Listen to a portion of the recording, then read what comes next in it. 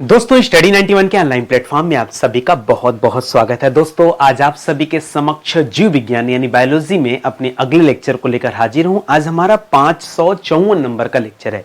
Biology की बात करें तो आज हमारा ये चौथा लेक्चर है। इसके पहले 550 लेक्चर में मैंने कुल 8 विषय आपको विधिवत पढ़ाया है, जिसमें तीनों पार्ट इतिहास के कवर करा दिया, पूरा संविधान हो गया, दोनों पार्ट भूगोल का कवर हो गया, विश्व का भूगोल, भारत का भूगोल ये कवर हो गया, और साइंस में भी भौतिक विज्ञान और रसायन विज्ञान की क्लास हम कंप्लीट करा चुके हैं। ठीक है, अब बायोलॉजी की क्लास चल रही है। तो आज की क्लास अगर आप देखते हैं तो पूरे 16,620 सवाल आपके तैयार हो जाएंगे। ठीक है, हमने जो टॉपिक चूज किया दोस्तों, ये जीव विज्ञान की प्रमुख शाखाओं से संबंधित ही हमारा टॉपिक है। इसके पहले भी इसी टॉपिक पर हम लोग चर्चा कर रहे थे, क्योंकि ये चैप्टर बहुत बड़ा है तो कुछ नए नए सवालों को लेकर हाजिर हूं। ठीक है, एक भी सवाल रिपीट नहीं होने वाला है, पूरा का पूरा नया सवाल है। इसके पहले वाला लेक्चर भी दोस्तों जीव विज्ञान की शाखाओं से ही संबंधित था, और आज भी इसी लेक्चर का हम विस्तार कर रहे हैं, क्योंकि बहुत सारी शाखाएं हैं, तमाम सारे सवाल आपसे आपकी परीक्षा में पूछे जाते हैं।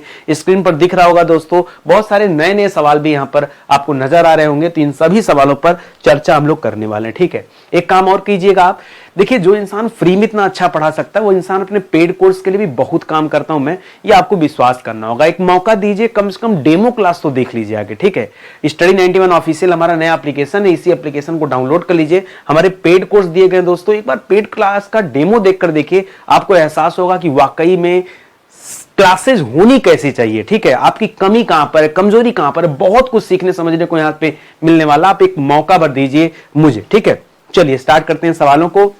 आपके स्क्रीन पर पहला सवाल ये रहा, बहुत सोच समझ के आप जवाब दीजिएगा। पहला सवाल है, फूलों के अध्ययन को क्या कहते हैं। ठीक है, फूलों के अध्ययन को क्या कहते हैं। कई बार एक शब्द आप सुनते होंगे फ्लोरिकल्चर, देखिए वो कल्चर वाला अलग है। ठीक है, वो कल्चर वाला जितने भी आप जैसे एपीकल्चर, सेरीकल्चर, फ्लोरिकल्चर, एग्रीकल्चर, ये सब जितने भी कल्चर वाले पार्ट थे उसको हम बाद में पढ़ेंगे। ठीक है, अभी आपको यहां पर एक अलग तरीके से बताना है। ठीक है, ये जो फूलों के अध्ययन को हम लोग कहते हैं एंथोलॉजी। क्या कहते हैं दोस्तों, ये फूलों के अध्ययन से संबंधित जो विज्ञान है इसे हम क्या कहते हैं, एंथोलॉजी कहते हैं। और आप क्या कहते हैं, आप कह रहे हैं फ्लोरिकल्चर। तो मैं केवल इतना ध्यान दिलाना चाहता हूं कि आपके एग्जामिनर के द्वारा अगर ये फ्लोरिकल्चर ऑप्शन नहीं मिला तो याद रखेगा एंथोलॉजी आपको याद होना चाहिए। ठीक है, एंथोलॉजी। देखिए आपको क्या याद है वो अपनी जगह, क्योंकि हम फ्लोरिकल्चर के तहत भी दोस्तों फूलों की खेती का अध्ययन करते हैं। ठीक है, ये काफी आसान सा सवाल है, लेकिन इसके अलावा एंथोलॉजी शब्द भी आपको याद होना चाहिए। ठीक है, चलिए आगे बढ़ते हैं, अपने अगले सवाल पर आते हैं। अगला है पौधों में बीमारियों का अध्ययन। ठीक है, अगर दोस्तों यहां पर मनुष्य में किसी तरह के रोग का पता लगाना है, ठीक है, मनुष्य में रोग का पता लगाने के लिए दोस्तों एक हम पढ़ते हैं पैथोलॉजी होता है। ठीक है, क्या होता है दोस्तों, पैथोलॉजी होता है, जहां पर आप जांच कराने जाते हैं। ठीक है, पैथोलॉजी में क्या होता है दोस्तों, जांच होता है, और वहां पर पता चलता है कि मनुष्य को कौन सा रोग हुआ है, उसके शरीर में कौन सा एलिमेंट कम है, ज्यादा है, क्या है, कैसे है। ठीक है, ये चीज। ठीक है, रोग का पता क्या, मनुष्य में रोग की जांच, ऐसे लिखेगा।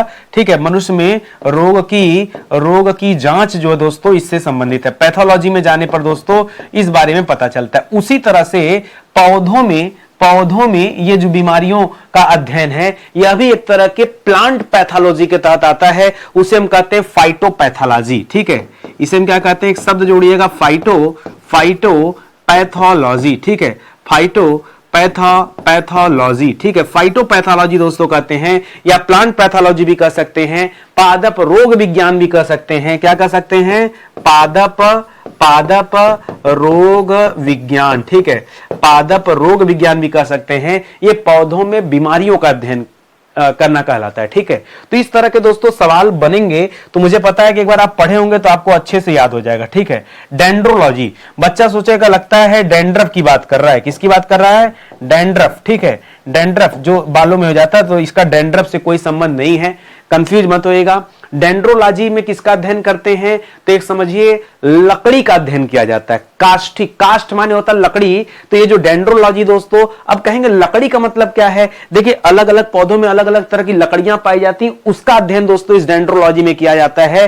तो याद रखेगा, हम यहां शब्द देते हैं काष्ठीय पौधे का। किसका, काष्ठीय पौधे का अध्ययन करते हैं। मान लीजिए काष्ठी पौधा ऑप्शन में नहीं दिया तो देगा कि वृक्ष हो गया, झाड़ियां हो गई, लताएं हो गया। क्या देगा दोस्तों? तो आपके सामने ऑप्शन मिलेगा वृक्ष, झाड़ियां या लताएं। ठीक है, वृक्ष, झाड़ियां, लताएं, चाहे कोई सी पेड़ की बात कीजिए, चाहे झाड़ियों की बात कीजिए, चाहे लताओं की बात कीजिए। ठीक है, खास करके लकड़ी वाले पौधे। ठीक है, खास करके लकड़ी वाले पौधों का अध्ययन। ठीक है, पौधों का अध्ययन दोस्तों इसके अंतर्गत किया जाता है, डेंड्रोलॉजी बोलते हैं। मुझे पता आपके लिए नया सवाल है और नया पढ़ने तो आप यहां आए। देखिए, घिसा पीटा कोई इंसान पढ़ाए तो क्या मतलब है, कुछ नया मिलना चाहिए आपको, और नया मिल रहा है तो और आनंद पूर्वक इसको पढ़िए। अगला सवाल दे रहा है कि जीवित चीजों पर मृदा के प्रभाव का। देखिए, अगर अगला सवाल देखने चला, लिख रहा पेडोलॉजी। पेडोलॉजी में दोस्तों मृदा का अध्ययन करते हैं, मिट्टी का अध्ययन करते हैं, मिट्टी के प्रकार के बारे में जानते हैं। ठीक है, लेकिन सवाल यहां पर अलग है, कह रहा जीवित चीजों पर। क्या लिख रहा है? जीवित चीजों पर मृदा का क्या प्रभाव पड़ता है। जीवित चीजों पर मृदा के प्रभाव का अध्ययन मृदा विज्ञान की किस शाखा के अंतर्गत किया जाता है? तो पेडोलॉजी मत बोलिएगा, अब बोलिएगा एडाफोलॉजी। क्या बोलेंगे? एडाफोलॉजी। क्या बोलेंगे दोस्तों? एडाफोलॉजी से कहा जाता है, पेडोलॉजी नहीं। एडाफोलॉजी पेडोलॉजी के अंतर्गत आ सकता है, लेकिन दोनों अलग अलग विज्ञान है, याद रखेंगे। पेडोलॉजी में किसका अध्ययन किया जाता है? तो लिखेगा मृदा का अध्ययन। ठीक है, मृदा यानी मिट्टी का अध्ययन दोस्तों किया जाता है पेडोलॉजी में। ठीक है, मिट्टी का अध्ययन किया जाता है पेडोलॉजी में। ये चीज आप याद रखेंगे। ठीक है, तो बहुत बेहतरीन सवाल है। पेडोलॉजी हर बच्चा जानता है, लेकिन जो एडाफोलॉजी मैंने बताया, एडाफोलॉजी कोई नहीं जानता है। तो आप जानिए, मुझे औरों से मतलब नहीं है, लेकिन मेरे बच्चे आप हैं तो आप जानिए। ठीक है, चलिए और आगे चलते हैं। अगला सवाल देखिए, करा माइक्रोबायोलॉजी। बड़ा आसान सा सवाल दोस्तों। करा माइक्रोबायोलॉजी जो शब्द है, ठीक है, इसे हम सूक्ष्म जीव विज्ञान भी बोल सकते हैं। माइक्रोबायोलॉजी को क्या बोल सकते हैं आप?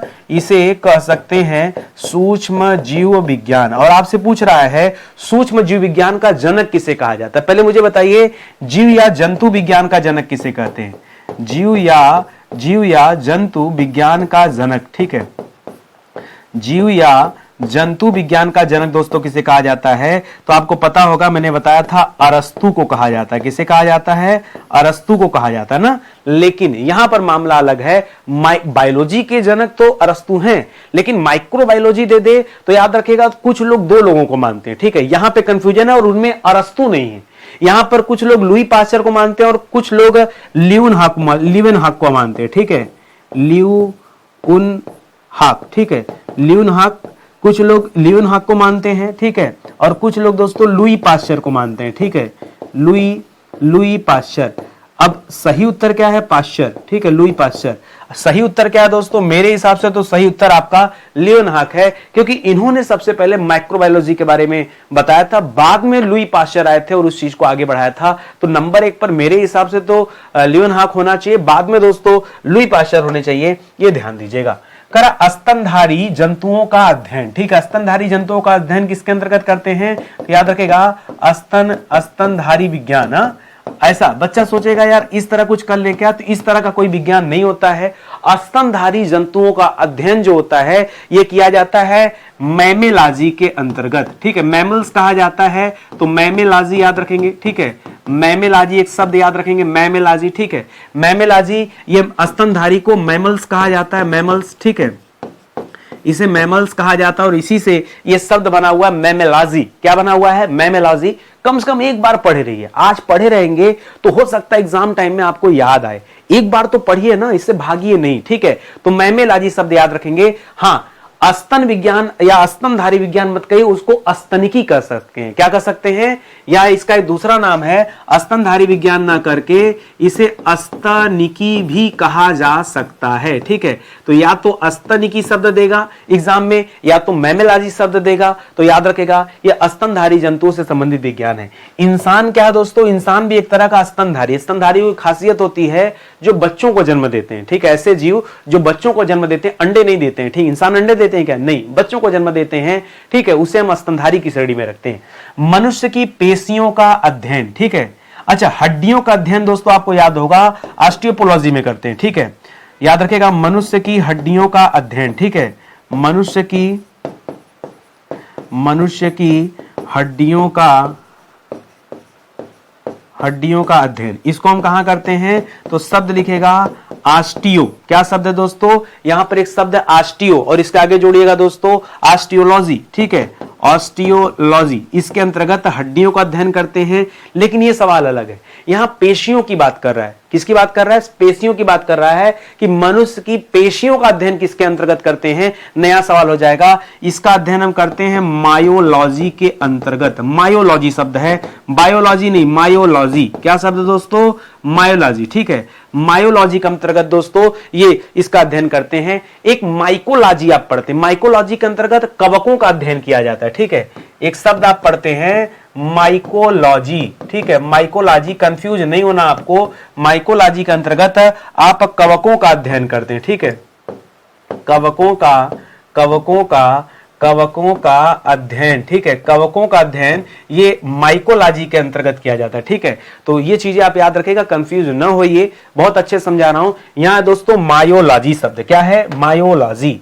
आगे है, जिस तरह से अस्थियां होती हैं उसी तरह से नरम हड्डियों को, ठीक है, नरम अस्थियों को क्या कहते हैं, उपास्थि कहा जाता है, ठीक है, नरम अस्थियों को ही क्या कहा जाता है दोस्तों, इन्हीं को उपास्थि कहा जाता है। सवाल एक आ रहा दोस्तों कि उपास्थियों का अध्ययन, हड्डियों का अध्ययन तो हम ऑस्टियोलॉजी के अंदर करते हैं, लेकिन उपास्थियों का अध्ययन हम किसके अंतर्गत करते हैं, तो याद रखेगा इसका अध्ययन करते हैं कॉन्ड्रोलॉजी, किसके अंतर्गत दोस्तों, कॉन्ड्रोलॉजी, ठीक है, कॉन्ड्रोलॉजी के अंतर्गत दोस्तों हम उपास्थियों का अध्ययन करते हैं, ये आप याद रखेंगे, कॉन्ड्रोलॉजी, ये सारे शब्द आपको ध्यान में रखना है, ठीक है। वन टाइम, मैं बार बार आपसे कह रहा हूं, कम से कम आप वन टाइम पढ़िए। जो हमारा पेड बैच है ना, उसमें हमारा फोकस होता है कि बच्चा पूरा विषय ही अपने जीवन में केवल एक बार पढ़े, उसके बाद भारत का कोई भी एग्जाम जो उसको देने की इच्छा हो, छोटा एग्जाम, बड़ा एग्जाम, आंसर राइटिंग, कुछ भी देना हो, कहीं उसको डिस्टर्ब नहीं होना पड़ेगा, अलग से कोई नोट्स पढ़ने की जरूरत नहीं पड़ेगी, ठीक है। ये तो फ्री वाली क्लास देख रहे हैं, और फ्री की क्लास में भी मैंने कोशिश किया है कि कोई भी कंटेंट छूटने ना पाए, कोई भी टॉपिक, कोई भी सवाल जो है छूटने ना पाए बच्चे से, ये मेरी कोशिश है। कर मस्तिष्क के विभिन्न भागों की क्रियाशीलता, मस्तिष्क के विभिन्न भागों की क्रियाशीलता तथा विक्षिप्तता का अध्ययन ये हम किस के अंतर्गत करते हैं, तो मस्तिष्क शब्द कहीं लिख देना, तो वहां फ्रेनोलॉजी शब्द यूज कीजिएगा, ठीक है। अगर मान लीजिए मस्तिष्क से संबंधित अगर कोई भी सवाल बने तो आपको याद रखना है, यहां पे जैसे फ्रेनो से कैसे फ्रेश याद रखिएगा, ठीक है, फ्रेनोलॉजी, ठीक है, फ्रेनोलॉजी, मस्तिष्क फ्रेश होना चाहिए, फ्रेश से फ्रेनोलॉजी याद रखेगा, इसको फ्रेश शब्द से याद रखेंगे नहीं तो भूल जाएंगे, ठीक है, फ्रेश से फ्रेनोलॉजी याद रखेगा, फ्री शब्द से याद कर सकते हैं, फ्री से फ्रेनोलॉजी, की दिमाग हमेशा फ्री होना चाहिए, तो ये चीज अपने दिमाग में एक बार रखिएगा कि भूलना नहीं है, फ्रेनोलॉजी ये आप याद रखेंगे, नहीं तो फिर दिमाग से उतर भी सकता है सवाल, ठीक है।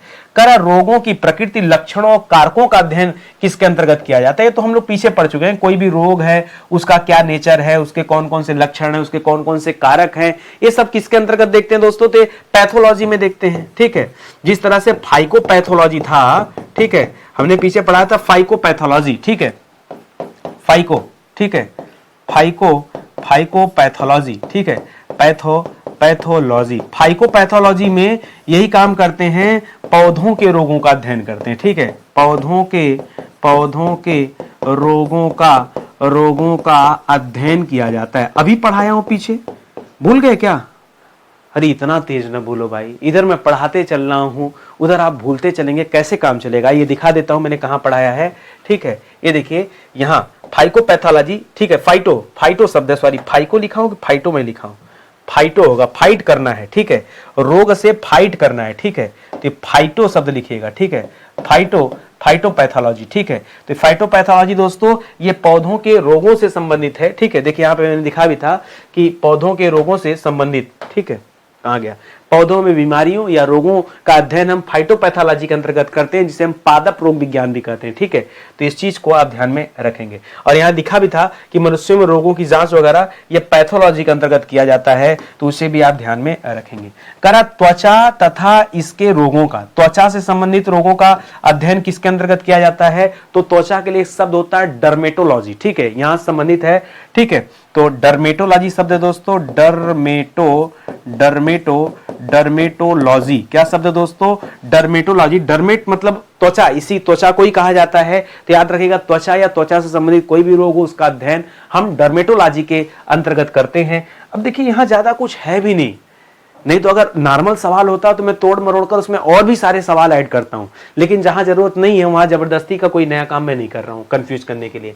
विभिन्न प्रकार के ऊतकों का अध्ययन, ठीक है, विभिन्न प्रकार के ऊतकों। देखिए इसी तरह कोशिकाओं का अध्ययन, ठीक है, कोशिकाओं का अध्ययन, ठीक है, कोशिकाओं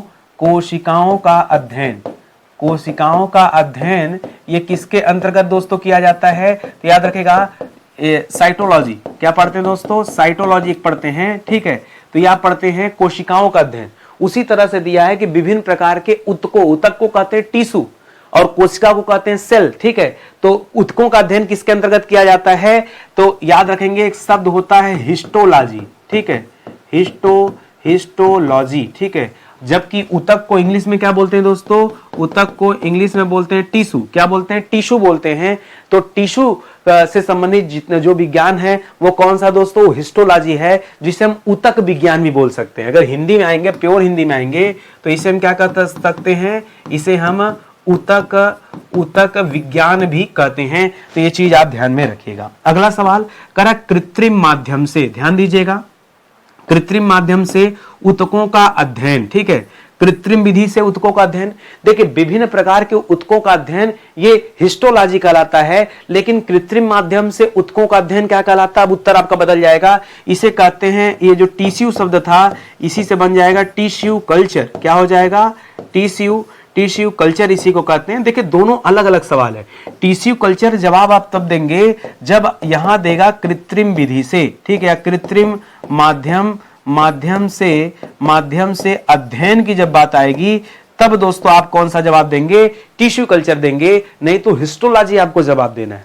तो इस चीज में आपको ध्यान रखना है, समझना है। करा पुरुषों के स्वास्थ्य खास करके बांझपन या यौन रोगों का अध्ययन ये विज्ञान की किस शाखा के अंतर्गत किया जाता है? स्वास्थ्य में खास करके बांझपन और यौन रोगों की बात कर रहा है। तो अगर यौन रोगों की बात करें तो सीधा सीधा याद रखेगा शब्द एंड्रोलॉजी। क्या याद रखेंगे? एंड्रोलॉजी शब्द याद रखेंगे, एंड्रोलॉजी, ठीक है, एंड्रोलॉजी, ठीक है। तो ये बहुत अच्छा सा सवाल है, इसको भी दिमाग में रखेंगे। ये खास करके जननांगों से संबंधित जो रोग होते हैं ये उससे संबंधित है। इसी तरह से दोस्तों एक हम लोगों ने पीछा था कांड्रोलॉजी, इसमें उपास्थियों का अध्ययन पढ़ा था, ठीक है, एंड्रोलॉजी कांड्रोलॉजी। तो कांड्रोलॉजी उपास्थियों के अध्ययन से संबंधित रहा है, तो ये भी आप ध्यान में रखेंगे, ठीक है। और एक चीज और याद रखेगा, अभी तक मैंने आपको 8 विषय पढ़ा दिया। 8 विषय में पूरा प्राचीन भारत का इतिहास, मध्यकालीन भारत का इतिहास, आधुनिक भारत का इतिहास, पूरा का पूरा संविधान पढ़ा दिया गया आपको, विश्व का भूगोल, जैसे आज क्लास ले रहे हैं ना इसी तरीके से, ठीक है। पढ़ते पढ़ते हम लोग अपने 550 लेक्चर को कवर कर लिए हैं और 16,500 सवाल कवर कर लिए हैं। आप तो आज 16,620 सवाल कवर कर रहे हैं। कितना? 16,620 सवाल दोस्तों आज आप इतने कंप्लीट कर रहे हैं। यहां 550 लेक्चर लिखा है और आप तो दोस्तों 554 नंबर का लेक्चर दोस्तों ये कवर कर रहे हैं, ठीक है। तो आप इससे आगे ही हैं, पीछे नहीं। और आप किसी भी सरकारी परीक्षा की तैयारी कर रहे हो, ये सभी सरकारी परीक्षाओं के लिए एकदम बेसिक क्लास है। इतना कम से कम आपको पता होना चाहिए, मिनिमम इतना तो जानकारी होनी चाहिए। तो अगर आज की क्लास पसंद आए तो पीछे की क्लास जाके जरूर देखिएगा और आगे की क्लास भी देखिएगा। और ज्यादा लंबी क्लास होती नहीं, मेरी क्लास आधे घंटे की होती है। आधे घंटे में 30 सवाल मैं बहुत आराम से कवर करा देता हूं। 10-5 मिनट ऊपर नीचे हो सकता है, बस यही होता है, ठीक है। आगे देखते हैं। करा बुजुर्गों के स्वास्थ्य या रोगों का अध्ययन, ठीक है। ये अच्छा एक शब्द मैंने बताया था दोस्तों कि बुजुर्गों की जब बात आएगी तो बुजुर्गों के लिए एक शब्द होता है ये क्या बोलते हैं, बड़ा अच्छा शब्द, देखिए दिमाग से उतर रहा है, जेरेंटो, ठीक है, जेरेंटोलॉजी, ठीक है। तो याद रखेगा ये जो शब्द याद रखेंगे बुजुर्गों, ये मैं शायद पिछली भी क्लास में पढ़ाया था। चाहे आप जेरेंटोलॉजी कहें चाहे जेरेंटोलॉजी, जेरेंटोलॉजी शब्द याद रख सकते हैं, या फिर एक और नया शब्द मिल सकता है जेरिएट्रिक्स। क्या शब्द मिल सकता है? जेरिएट्रिक्स, ठीक है, जेरिएट्रिक्स शब्द भी दोस्तों मिल सकता है। आधा क ख है, ठीक है, आधा क है और स है, ठीक है। जेरिएट्रिक्स मिल सकता है दोस्तों, ये आप याद रखें। जेनेटिक्स मत कर दीजिएगा, जेनेटिक्स बोल देंगे तब तो आनुवांशिकता से संबंधित हो जाएगा, ठीक है। अगर यहीं पे जेनेटिक्स शब्द आ गया, ठीक है, तब यह किससे संबंधित हो जाएगा? यह तो आनुवांशिकता की बात आ जाएगी, ये आप याद रखेंगे। तो बड़ा मिलते जुलते शब्द हैं, इस वजह से थोड़ा ध्यान दीजिएगा, ठीक है। मधुमक्खियों का अध्ययन, वैसे मधुमक्खियों का अध्ययन आप कहेंगे सर इसका अध्ययन हम करते हैं एपी कल्चर में। किसमें करते हैं दोस्तों? एपी कल्चर में किया जाता है, ये बोलेंगे। तो ये मधुमक्खियों के अंदर इसी एपी कल्चर से एक शब्द बना है एपिकोलॉजी। क्या बना दोस्तों? एपिकोलॉजी, एपिकोलॉजी, ठीक है। तो ये तो आप जानते हैं। एक नई चीज और जानिए दोस्तों, लोग नहीं जानते हैं, एक होता है मेलिटोलॉजी। उसमें मधुमक्खियों के ऊपर अध्ययन किया जाता है, कितने प्रकार की मधुमक्खियां होती है। एक शब्द लिखेगा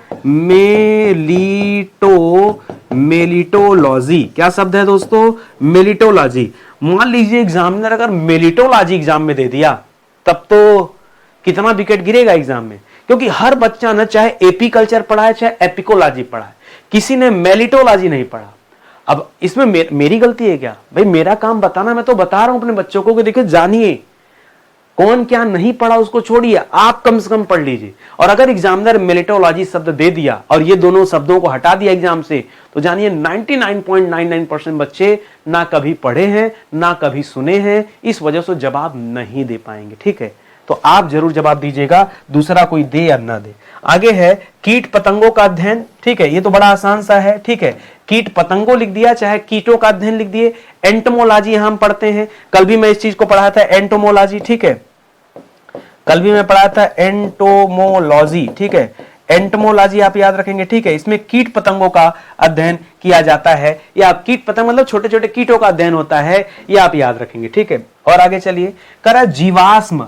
जीवाश्म चाहे जंतु का हो या पादप का हो, ध्यान दीजिएगा, जीवाश्म या जंतु का हो या पादप का जीवाश्म हो, इनका अध्ययन, जीवाश्मों का अध्ययन हम किसके अंतर्गत करते हैं? तो इसका नाम ही है जीवाश्म विज्ञान, ठीक है। अब देखिए कई सारे नाम हैं, या तो आप जीवाश्म विज्ञान बोल सकते हैं, या तो कुछ लोग दोस्तों इसे जीवाश्मिकी बोल देते हैं, जीवाश्मिकी, ठीक है, हाँ जीवाश्मिकी। लेकिन मैं कहता हूं ये सब छोड़िए, कुछ नए याद रखिए। इसके लिए एक प्यारा सा शब्द है पेलियोबायोलॉजी। क्या नाम है दोस्तों? पेलियोबायोलॉजी, ठीक है। पेलियोबायोलॉजी शब्द याद रखिएगा, ये पक्का आपसे एग्जाम में आएगा। कभी भी जीवाश्म बारे आएगा ना तो जीवाश्मिकी देगा, ना तो जीवाश्म विज्ञान देगा। अरे एग्जामिनर जानता भाई, जीवाश्म लिख के जीवाश्म विज्ञान दे देंगे तो हर बच्चा इसी को उत्तर मानेगा, टिक कर देगा। तो चाहता है इतना आसान क्वेश्चन देने से अच्छा है क्वेश्चन ही ना दे। कभी आपके परीक्षा में आएगा कि भारत की राजधानी कहां है? दिल्ली, इस तरह का सवाल बनेगा? समझिए। चलिए मैं एक आप सवाल को देता हूं आपको, भारत की राजधानी कहां है? पहला उत्तर दिल्ली, दूसरा उत्तर नई दिल्ली, तीसरा उत्तर राष्ट्रीय राजधानी क्षेत्र दिल्ली, चौथा उत्तर इनमें से कोई नहीं। सोच समझ के बताइएगा कौन सा जवाब है। भारत की राजधानी कहां है? पहला उत्तर है दिल्ली, दूसरा उत्तर है नई दिल्ली, तीसरा उत्तर है राष्ट्रीय राजधानी क्षेत्र दिल्ली, ठीक है, और चौथा इनमें से कोई नहीं। सोच समझ के आप कमेंट कीजिएगा, तब मैं समझूंगा कि आपकी तैयारी कितनी बढ़िया है। भारत की राजधानी पूछ रहा हूं, ठीक है, सोच समझ के आपको जवाब देना है। चलिए आगे बढ़ते हैं। करा परजीवी जीवों का अध्ययन, ठीक है। तो परजीवी जीवों का अध्ययन जो होता है इसे परजीवी विज्ञान कहा जाता है। लेकिन फिर वही बात, अब इतना आसान सवाल आपके एग्जाम में आएगा नहीं, इसलिए जो परजीवी विज्ञान है इसके साथ साथ परजीवी को इंग्लिश में क्या बोलते हैं उससे आपको याद रख सकते हैं। इसको बोलते हैं पैरासिट, ठीक है। तो इसे कहते हैं पैरासिटोलॉजी, ठीक है, पैरासिटोलॉजी, ठीक है। अच्छा, कुछ लोग पैरासिटो देख के सोचेंगे लगता है पैरासीटामोल की बात कर रहा है, ठीक है।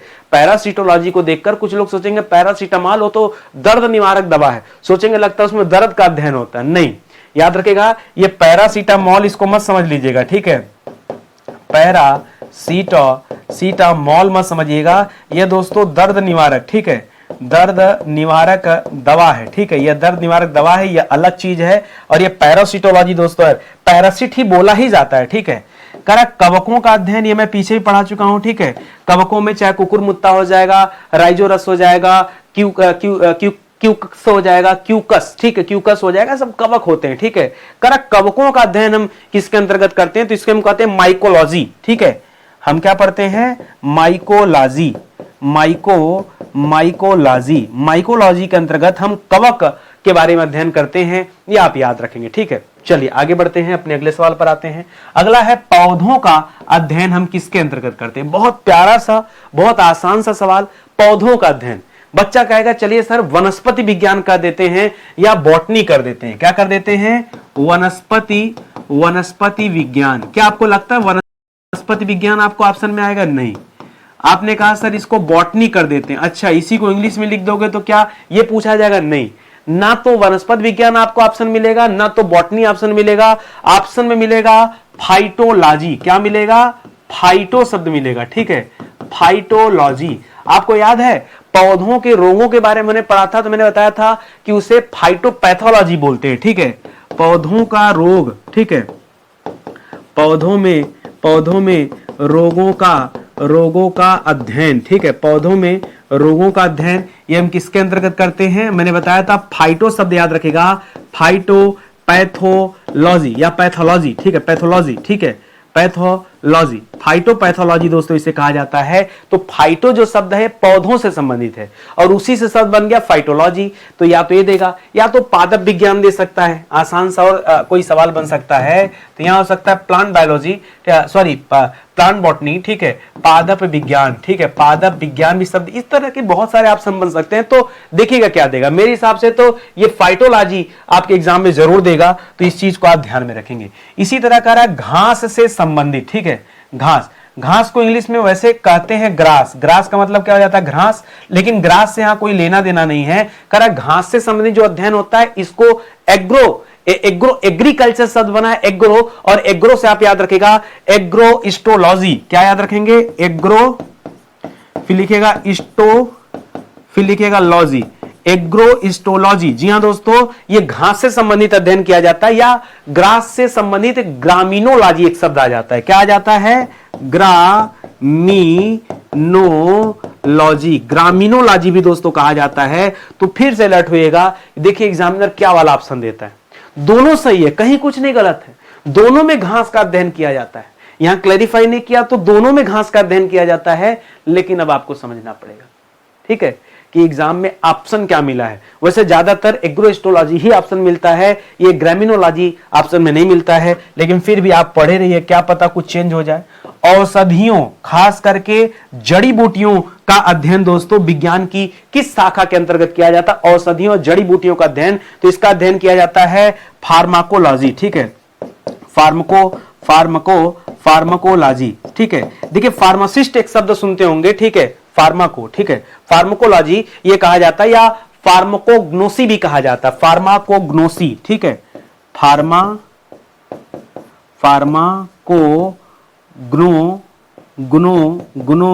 ठीक है, जिस तरह से फार्मासिस्ट जो होते हैं ये दवा देने वाले जो जानकार होते हैं, ठीक है, उनको फार्मासिस्ट कहा जाता है। तो उसी से बना हुआ शब्द है। ठीक है, फार्माकोलॉजी। ठीक है, अगला है कृषि में पौधों का पोषण एवं जीवन का अध्ययन। ठीक है, कर कृषि कार्य हेतु पौधों के पोषण का अध्ययन एवं पौधों के जीवन का अध्ययन, ये हम विज्ञान की किस शाखा के अंतर्गत करते हैं? देखिए कृषि में पौधों के पोषण की बात कर रहा है, तब आप जवाब दीजिएगा एग्रोबायोलॉजी। ठीक है, एग्रोबायोलॉजी। अब आप जवाब दीजिएगा। ठीक है, एग्रोबायोलॉजी, इसके अंतर्गत दोस्तों यह अध्ययन किया जाता है, यह आप ध्यान में रखेंगे। ठीक है, अगला सवाल देखिए।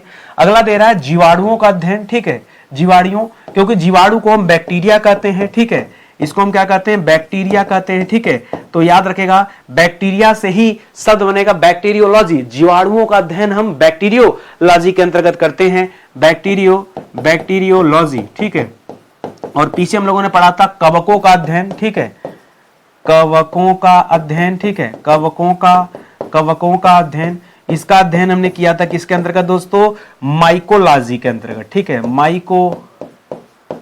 माइकोलॉजी। ठीक है, माइकोलॉजी के अंतर्गत इसका अध्ययन किया था।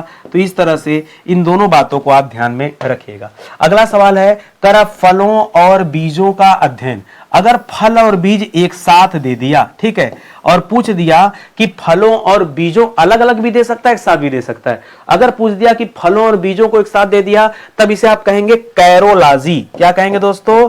तब आप इसे कहेंगे कैरोलॉजी। लेकिन मान लीजिए आपसे एग्जाम में केवल पूछ दिया फलों का अध्ययन, तो फलों का अध्ययन हम पोमोलॉजी के तहत करते हैं। ठीक है, अगर मान लीजिए केवल दे दिया फलों का अध्ययन, ध्यान दीजिएगा, फलों का अध्ययन, तो तब आप क्या बताएंगे, तब आप बताएंगे पोमोलॉजी, पोमोलॉजी। इसी तरह से अगर केवल दे दिया बीजों का अध्ययन, ठीक है, बीज का अध्ययन, ठीक है, बीज का अध्ययन, इस तरह से सब दे दिया, तब आप कहेंगे बीज को स्पर्म कहा जाता है, तो याद रखेगा स्पर्मोलॉजी, स्पर्मोलॉजी। जी हाँ, विभिन्न प्रकार के बीजों का अध्ययन किया जाता है स्पर्मोलॉजी के तहत। तो पोमोलॉजी, लेकिन दोनों को अगर एक साथ दे दिया तब आप कैरोलॉजी की बात कीजिएगा, ये आप ध्यान देंगे, ठीक है। अगला सवाल करा कोशिका की संरचना और उसके कार्यों, ठीक है, कोशिका की संरचना और उसके कार्यों का अध्ययन हम किसके तहत करते हैं, इसको मैंने सेल बायोलॉजी बताया था, कोशिका विज्ञान, ठीक है। क्या कह सकते हैं इसे, आप कह सकते हैं कोशिका विज्ञान, या फिर इसे आप कह सकते हैं सेल बायोलॉजी, ठीक है, क्या कह सकते हैं सेल बायोलॉजी। लेकिन परीक्षा में दोनों ऑप्शन नहीं मिलेगा, क्यों, क्योंकि परीक्षा में जो ऑप्शन मिलेगा उसका नाम है साइटोलॉजी, ठीक है, साइटोलॉजी, ठीक है, साइटोलॉजी, ठीक है, साइकोलॉजी मत बोल दीजिएगा, साइटोलॉजी बोलते हैं, साइटोलॉजी, ठीक है, ये आप याद रखेंगे। करा फलदार फसलों का, ठीक है, यहां फलदार फसलों का मतलब सीधे सीधे कहो ना फलों का अध्ययन, फलदार जो फसल होगा वो फल ही तो देता होगा, और अभी मैंने पीछे पढ़ाया कि फलों के अध्ययन को हम कहते हैं पोमोलॉजी, क्या कहते हैं, पोमोलॉजी कहते हैं। तो कंफ्यूज नहीं होना है, चाहे फलदार फसल कह दे चाहे फल कह दे, एक ही बात है, इसमें छिपी हुई बात है, ठीक है। आगे देखिए, कर मृदा का अध्ययन किसके अंतर्गत करते हैं, मृदा का अध्ययन हम पेडोलॉजी के अंतर्गत करते हैं, किसमें, पेडोलॉजी। ये तो हम लोग पीछे भी पढ़ चुके थे, एक बार फिर से पढ़ लीजिए, पेडोलॉजी, ठीक है। तो इतनी बातें दोस्तों कम से कम आपको याद होना चाहिए अगर आप बायोलॉजी देख रहे हैं तो। 30 सवाल पढ़ने में कितना समय लगा बताओ, और मैं बता रहा हूं दोस्तों, विश्वास कीजिए बहुत इंपॉर्टेंट लेक्चर सीरीज चल रहा है, इसको आप पूरा देखिए, सब्जेक्ट वाइज जाके देखिए दोस्तों, बहुत अच्छी आपकी तैयारी होगी, ये भरोसा कीजिए। और एक भरोसा और भी कीजिए, जब मैं फ्री में आपको इतना अच्छा कंटेंट दे सकता हूं तो मेरे पेड कोर्स की बात ही अलग है। मैं अपना पेड कोर्स ये सोच के बनाता हूं ना कि कोई बच्चा दोबारा इस विषय को ना पढ़े, उसको अपने जीवन काल में एक विषय सिर्फ एक बार पढ़ना पड़े, ठीक है। तो एक बार आप मैंने पेड कोर्स को जरूर देखिएगा। पेड कोर्स में हमारी जबरदस्त अभी एकदम न्यू बैच आया दोस्तों, भारतीय राज्य व्यवस्था का, संविधान का। एक बार पढ़ लीजिए, पूरा संविधान एक ही बार में आपका कंप्लीट हो जाएगा। इसी तरह से कंप्लीट हिंदी का बैच भी है और संपूर्ण इतिहास का बैच है, जिसमें एंशिएंट, मिडावल, मॉडर्न, ये तीनों एक साथ मिलेगा। अगर कोई बच्चा चाहता है कि नहीं हमको तीनों एक साथ नहीं पढ़ना, हमको सिर्फ एंशिएंट पढ़ना, तो अलग से भी पढ़ सकता है, सिर्फ मिडावल पढ़ना वो अलग से भी पढ़ सकता है, सिर्फ मॉडर्न पढ़ना वो अलग से भी पढ़ सकता है। तो कोई बाउंडेशन नहीं, आप चाहें तो एक साथ वाला ज्वाइन कर सकते हैं, चाहे तो अलग अलग भी ज्वाइन कर सकते हैं। तो मौका है आपके पास, एक बार आइए, विजिट कीजिए और डेमो देखिए। डेमो क्लास मैंने दे के रखा है।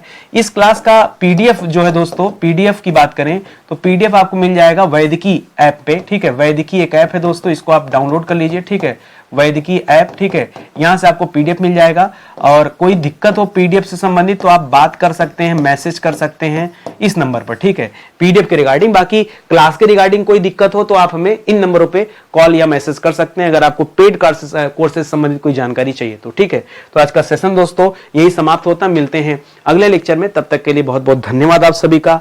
जय हिंद, जय Bharat, thank you so much.